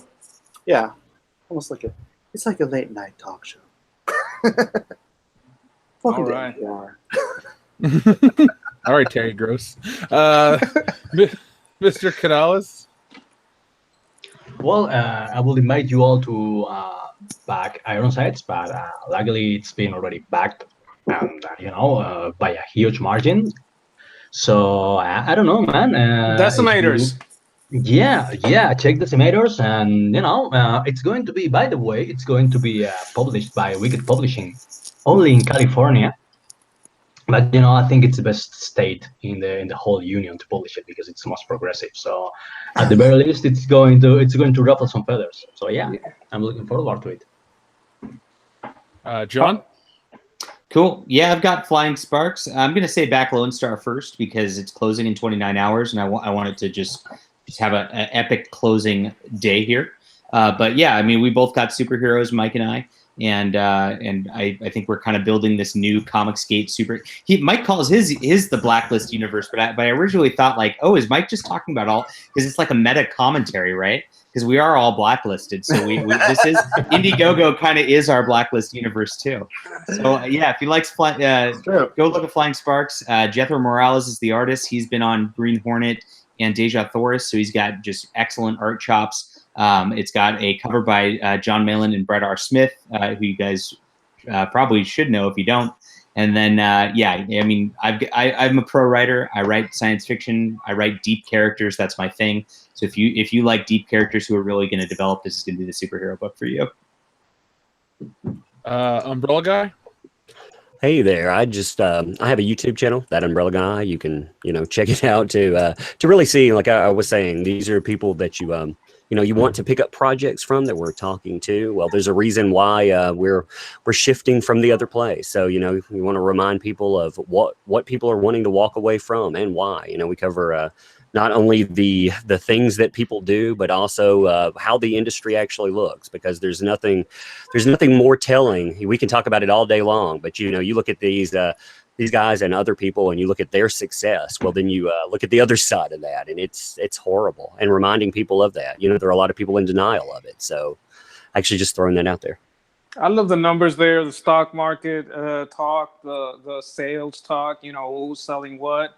And, sometimes you cover a little bit of the crazy news. So I kind of see it as a little bit of a news source, and also a place where you can chill out and just, talk in the chat and talk to, speak to that umbrella guy himself. He's a very cool person. Don't be a dick, but, he'll listen to you. It's a nice place.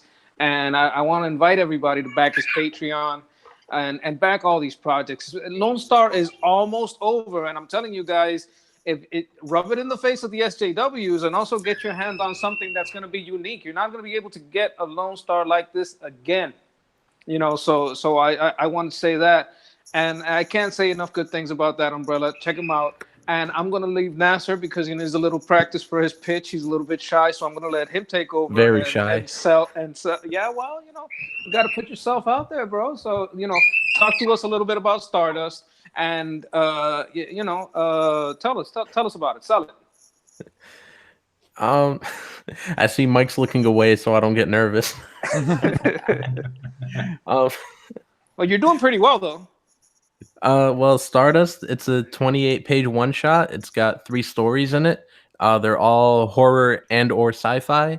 It's just $8 to buy in. And,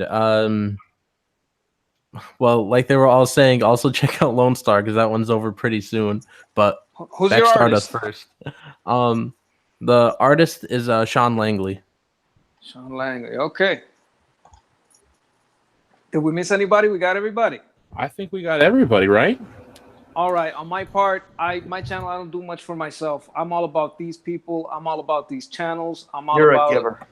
I'm a giving person. I'm going to say I'm a giving tree, but I'm a giving person. I just want you guys to support these people that are out there protecting our pockets. I want you to support these people that are out there making original content and that want to make it good. They're not trying to sell you anything but a good story. And they each go about it a different way. And that's a good thing to have options, and you're going to have them here. And you're going to have people that are open to listening to, and they're going to be themselves. You're going to be able to go on their channels and talk to them. These aren't people that are elitist, closed off, and that will, block you at the second you disagree. That's not going to happen with us. Oh, never. Never.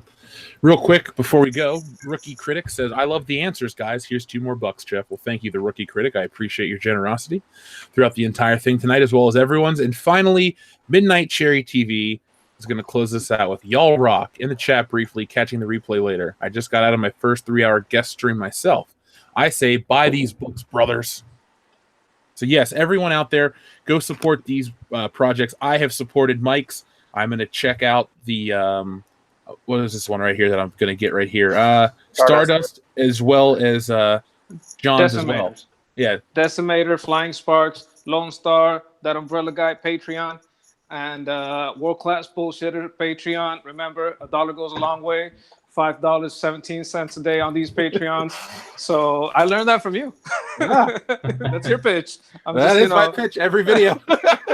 And thanks to everyone who's joined. We're almost to our 300th patron. So, I mean, you guys are helping us reach goals. That's why we're able to go to a convention in 2 weeks' time. So you can come meet us, hang out. We're going to be giving away some free stuff. And then Wait, what show are you going to? Indianapolis Horror Hound. Oh, okay.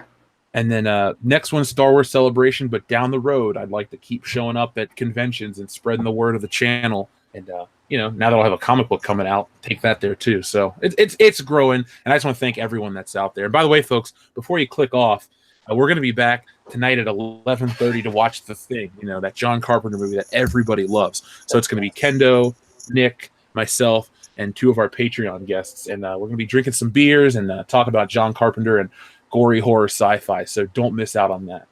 Say hi to the guys for us. I mean, always, man. And I just wanted to say, I'm on Dion's side on the whole horse thing. Those things are dangerous. They are. I mean, we got a lot of them around here. You don't want to mess with them. Yeah. Hey, thanks. There will. Oh, hey, Yeah, man.